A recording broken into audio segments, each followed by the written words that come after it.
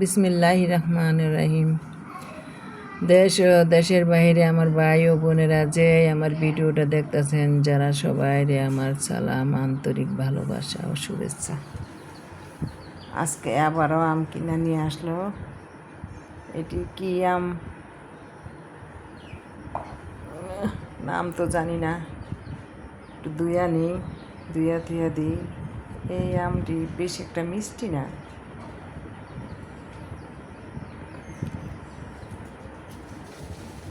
Medicine দেওয়া, খাইলেই বোঝা যায়। এই জন্য ভিজাই রাখলাম কতক্ষণ, এলা ভিতরে ঢুকিয়া গেছে, এটি কি আর যায়নি।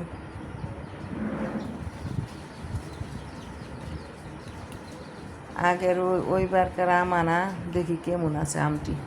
কিনা আমের কোনো নাই, ভরসা নাই। গাছের আম সবচেয়ে ভালো। দেশের বাড়ি থেকেও আম কিনা খাওয়া লাগতেছে। এবার গাছে আম হয় নাই, আমার শ্বশুর বাড়ি গাছের আম হয় নাই।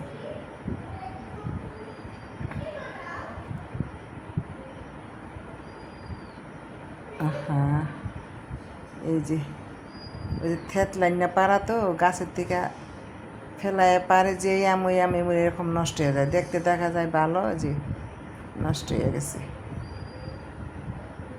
এটি ছাগলে খাইব না, এস কত বড় আমটা নষ্ট।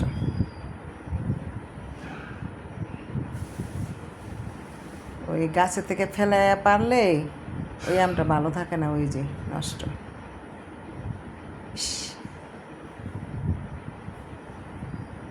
যারা কিনা খায় তাদের এরকম হয়, গাছের আম খাইলে সবচেয়ে নিরাপদ আম পাওয়া যায়।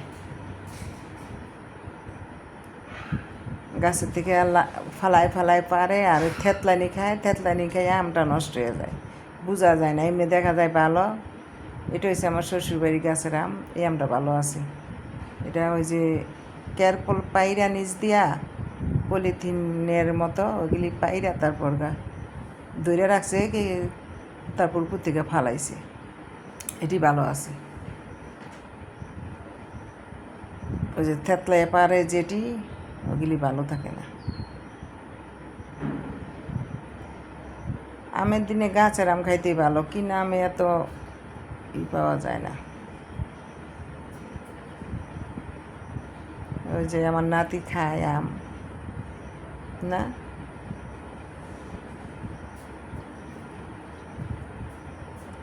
মায়া লাগে। ছাগলে খাইব না আম।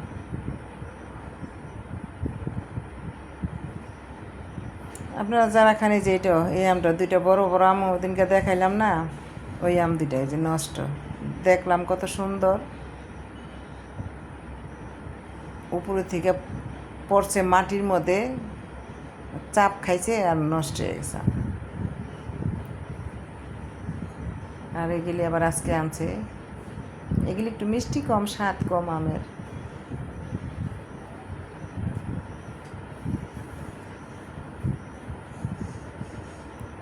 এবার দুইয়া রাখা দিলাম।